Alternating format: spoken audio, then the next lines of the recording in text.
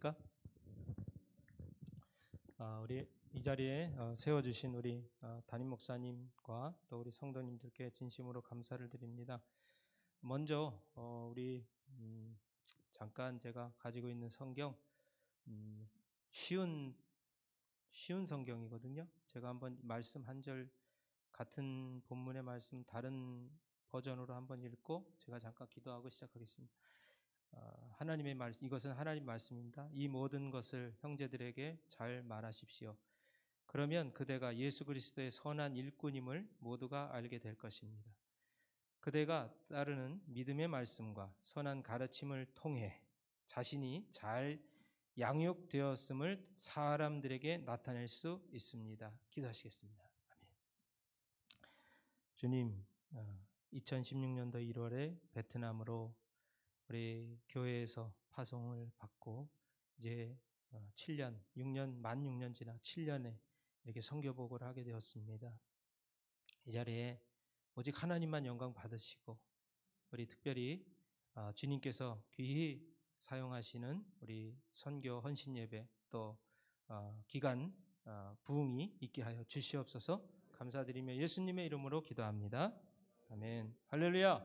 우리 2 여선교회 우리 회원님들 우리 수고하셨습니다. 박수로 하나님께 영광 드립니다. 감사합니다. 오늘 본문의 말씀은 바울은 노련한 목회자며 복음 전도자입니다. 바울이 목회 초년생인 디모데에게 아들 디모데야, 목회할 때는 이렇게 해라, 목회 코칭을, 그런 내용이 있는 편지죠. 1장은 거짓 교사, 교회 안에 있는 그런 거짓 교사들이 있는데 이렇게 해야 돼. 2장은 예배를 이렇게 드려야 한다. 공중기도나 여자 성도들에 대한 교회 안에서의 품행, 그런 내용들이 있고요. 3장, 4장은 교회 지도자와 거짓 선생에 대한, 특히 감독과 집사의 자격이 이런 것이다. 그리고 바른 교훈, 거짓 교사들에게 대한 경계, 바른 규율을 지키는 것 등에 대해서 기록되어 있습니다. 마지막으로 5장, 6장은 훈계와 책임을 기록하고 있습니다. 특별히 늙은이, 젊은이, 과부, 장로, 종에 관한 훈계들이 있습니다. 여기서 중요한 것은 목회자의 자질 등이 기록되어 있는데요. 교회 안에서 아주 실제적인 문제를 주제별로 하나씩 안내해주고 지도해주는 이것이 바로 디모데 전서의 개요라고 할 수 있겠죠.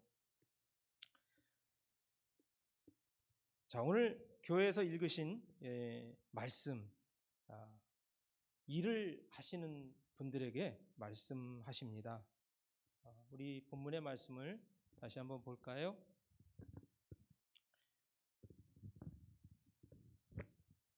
내가 이것으로 형제를 깨우치면 그리스도 예수의 좋은 일꾼이 되어 믿음의 말씀과 내가 따르는 좋은 교훈으로 양육을 받으리라. 첫 번째로 영적인 연단을 받은 자가 일꾼의 마음을 가질 수가 있습니다.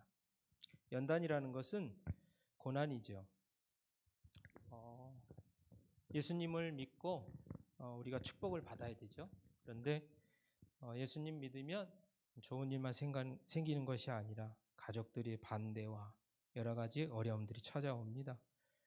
그래서 우리는 그 가운데 왜 나에게 이러한 고통이 찾아오나, 그런 하나님을 원망하기도 하고 또 때로는 좌절하기도 하고 의기소침하기도 하며 세상에 고독감을 느끼기도 합니다.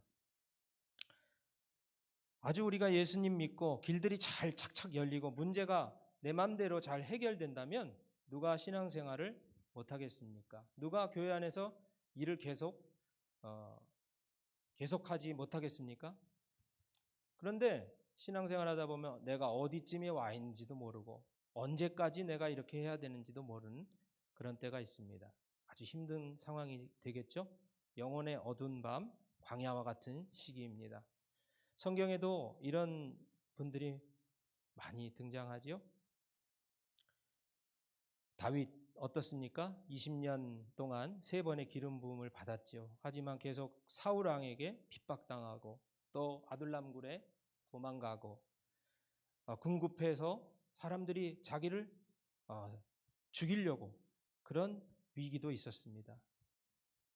그 외에도 많은 분들이 있죠. 아브라함 75세 하나님의 사명을 받고 갈대아우를 떠났습니다. 하지만 25년이라는 인내의 연단의 시간 속에서 아들 이삭을 선물로 받게 되어집니다. 요셉도 13살에 자기가 꿈꿔왔던 그 형제들에게 11별이 나에게 절을 하고 또 달과 별과 해들이 나에게 절을 하는 그런 꿈은 이루어지지 않았습니다. 17년 동안이라고 하는 어려움 가운데에서 요셉이 될 수 있었고 요셉의 꿈이 현실이 되어질 수 있었습니다. 모세도 40년 동안 양치며 그 어려운 연단의 시기를 보냈습니다. 예수님도 30년 동안 공생애를 준비하시며 그렇게 기다리셨습니다. 바울도 예수님 만나고 다메섹 도상에서 예수님을 만나고 이제 3년간 아라비아에 내려가고 어떤 분들은 10년이라고도 하는데 거기서 기다렸지요. 바나바가 청거했지요. 무명의 시간, 아무도 나를 알아주지 않는 그런 시간입니다. 아마 이러한 경험이 없는 사람도 성경에는 등장하지요. 누굴까요? 사울, 삼선. 아주 혜성과 같이 등장했다가 사라지죠. 그렇지만 우리가 이 연단의 과정을 통해서 주님께 쓰임받고 더 정금같이 쓰여질 줄로 믿습니다. 그래서 철이 날카롭게 하고 또 철은 죄송합니다. 마스크를 제가 입고 안 벗었네요. 그 연단하는 재련의 과정을 통해서 불순물들이 빠져나가는 것을 볼 수 있습니다. 나의 시기심, 나의 교만, 나의 허영심, 그리고 나 자신을 사랑하는 자기 애, 또 우선순위를 하나님께 두지 않는 습관, 옛 습관, 그리고 부정적인 그런 태도들, 이런 것들이 하나씩 빠져나가면서 우리는 좀 더 성숙하며 주님의 좋은 일꾼의 마음을 가지게 되어질 줄로 믿습니다. 그리고 마음뿐만이 아니라 그런 열매들을 자기의 사역 속에서 발견하게 되어지고 또 가족 속에서, 관계 속에서, 하나님의 믿음의 그 기도 속에서 발견되고 응답받게 되어질 줄로 믿습니다. 희망과 절망이 번갈아 가면서 이렇게 연단과 인내의 시간을 통해서 우리가 또 새로워질 줄로 믿습니다. 모세도 처음에는 굉장히 혈기가 있는 사람이었어요. 모세가 그 혈기가 다 빠지고 난 다음에 나는 입이 둔한 자입니다. 저는 입이 둔한 사람입니다. 아론을 붙여주죠. 그 과정을 겪습니다. 변질되지 않고 끝까지 다 달 때까지 사용되어질 수 있는 그런 일꾼의 모습이 바로 여기에서 발견되어질 수 있습니다. 쓰임받는 인생이 복된 것이죠. 하나님께서 예수님 이 세상에 오셔서 직접 하나님이 우리의 몸을 입으시고 예수님이 오셔서 이제 기름 부음을 받으시죠. 많은 일꾼들이 기름 부음을 받습니다. 왕, 제사장, 선지자.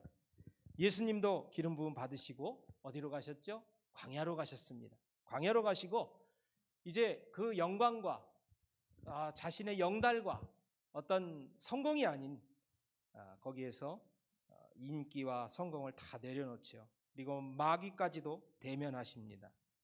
우리는 여기에서 많은 어려움 속에서 좌절하고 아마 천국을 가는 그 길을 잊어버리고 옛 습관, 옛 삶으로 되돌아갈지도 모릅니다. 인내하지 못했기 때문에 그런 악한 영들이 역사하고 그 왕 사울 왕이 어떻습니까? 영적인 상태가 악한 영이 역사합니다. 그래서 사울을 다윗을 2번이나 죽이려고 했습니다. 그렇지만 다윗은 인내했습니다. 살아계신 하나님을 그 말씀을 기억하면서 하나님께 더욱더 기도로 나아가고 주님께 찬양을 올려드려서 시편에 보면 그 다윗의 심정을 우리가 만날 수 있습니다. 요셉도 마찬가지죠. 내가 밖에 나가면 널 구원해 줄게. 근데 자기가 술 맡은 관원이 어떻게 됩니까? 나갔어요. 떡 맡은 관원은 두 눈알이 뽑히고 죽었습니다. 자, 이제 이 떡 맡은 관원이 요셉을 기억할까요? 아닙니다. 잊어버립니다. 이제 까맣게 잊어버리다가 결국 그 절망과 기대가 다 무너진 절망 가운데, 기대가 다 무너진 그런 절망이 반복되어지는 과정 가운데 요셉이 이 하나님께서 일하시는 술 맡은 간원에게 요셉이 생각나게 하시는 것, 이게 바로 하나님의 역사입니다. 내가 하려고 하면 안 돼요. 하나님의 때가 있는 줄로 믿습니다. 그래서 선교도 그렇고 모든 주의 일들이 내가 먼저 하고 내가 영광 받으려고 하니까 안 되는 거예요. 기다리라. 스테이. 그래서 주님의 시간에 반드시 하나님의 뜻은 이루어질 줄로 믿습니다. 그때까지 참고 인내해야 될 줄로 믿습니다. 여호수아도 이스라엘 백성들을 인도하는 가운데 얼마나 신음의 단계를, 이스라엘 백성도 막 신음하지요. 그래도 여호수아는 담대하게, 담대해라. 모세가 넌 담대해야 돼. 넌 두 번째도 담대해야 돼. 끝까지 담대해야 돼. 주님의 말씀을 묵상하고 주야로 묵상하고 그 가운데 모든 것들을 지켜 행하도록 그렇게 도전해. 그래서 여호수아는 자기 마음을 지킬 수 있었습니다. 여러분들 일꾼의 탄생이라는 프로가 있어요. 진성이라고 하는 가수가 나오죠. 그 사람이 여러 가지 세상의 일을, 복잡한 것들을 다 겪은 다음에 이제 모든 것들을 이렇게 지혜롭게 하는 걸 볼 수 있습니다. 뭐 미장도 잘하고요. 모든 것들을 다 이렇게 진두지휘합니다. 그렇습니다. 우리가 그냥 한 큐에 어떤 단계 없이 그것을 넘어뛰려고 하니까 문제지, 그 과정을 겪고 꾸준히 인내하고 그럴 때 그 인내의 기간을 통해서 일꾼의 마음을 배울 수 있게 되어질 줄로 믿습니다. 두 번째, 방향을 바라보며 전심전력하는 것입니다. 13절 우리가 읽진 않았지만요, 본문 이후에 나옵니다. 13절 우리 같이 한번 읽어볼까요? 디모데전서 4장 13절. 제가 가지고 있는 성경은 좀 틀리네요. 자, 그리 같이 찾으신 분만 읽겠습니다. 시작.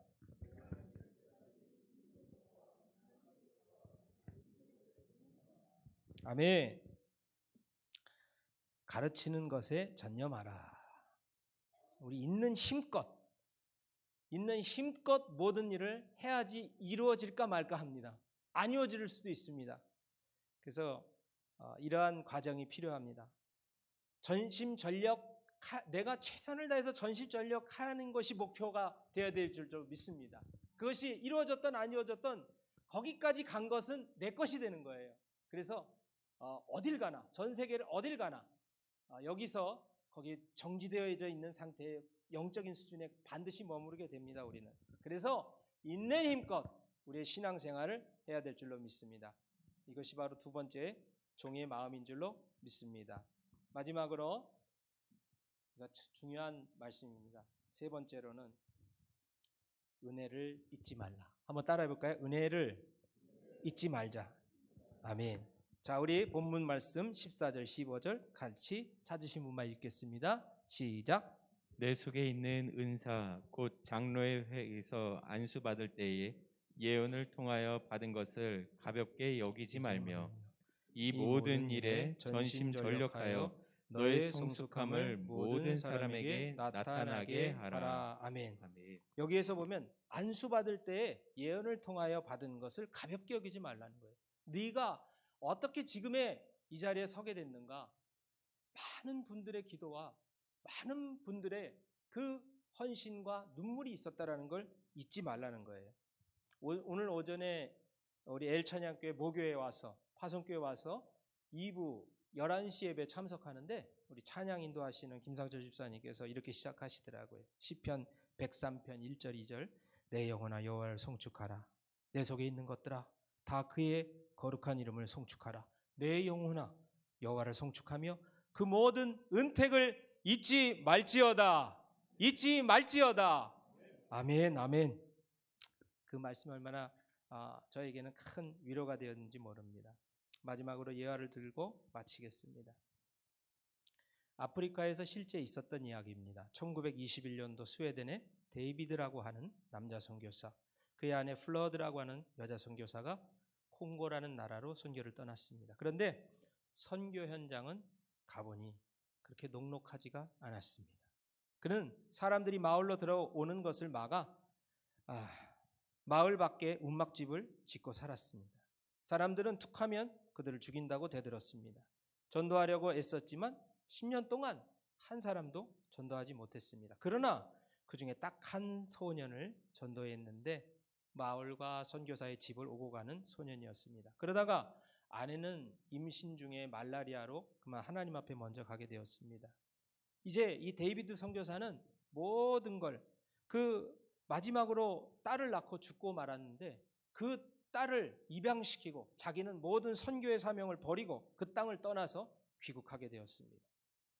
한편 이 딸은 성장해서 어느 날 우연히 이제 청년 대학생이 되었는데 그 어떤 도서관에 갔어요. 미국으로 입양 가게 되어졌는데 그 도서관에서 콩고의 어떠한 옛날에 선교사의 한 가족에 일어난 일을, 그 비극적인 일을 자기가 읽게 되었어요. 그 저널을.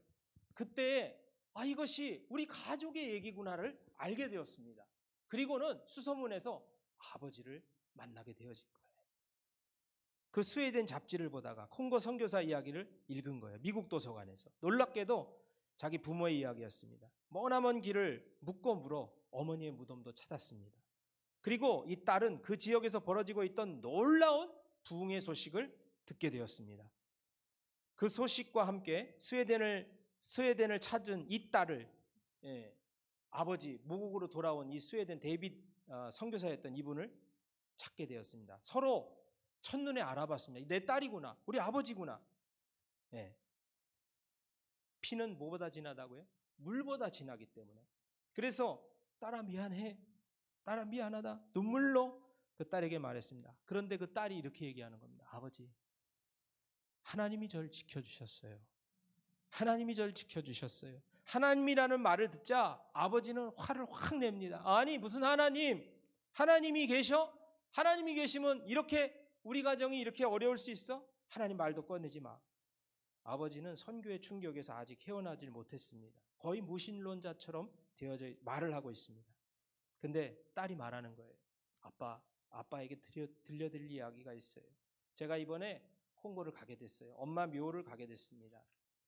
그런데요, 아빠가 전도한 청년 있잖아요. 그가 그 마을의 지도자가 됐습니다. 교회를 세웠습니다. 마을 사람 600명이 모두 하나님을 믿고 있어요. 이것이 제가 참석한 예배의 모습이에요, 아버지. 그리고 이분이 아빠가 바로 전도한 소년이에요. 그 말을 들은 아빠가 눈에서 하나님 앞에 회개의 눈물을 흘리게 됐습니다. 내가 콩고에서 그렇게 어려움을 겪었던 그 사역이 결코 실패가 아니었구나. 그 눈물이 씨앗이 되고 그 씨앗이 하늘의 밀이 땅에 떨어져서 이렇게 600명이나 되는 큰 하나님의 열매들을 맺게 되어진 줄로 믿습니다. 그렇습니다. 한 사람이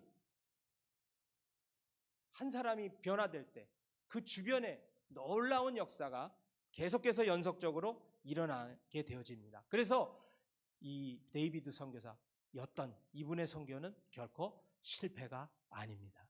기도하시겠습니다. 하나님, 종의 마음을 주시옵소서. 우리는 우리가 해야 할 일을 한 것뿐입니다.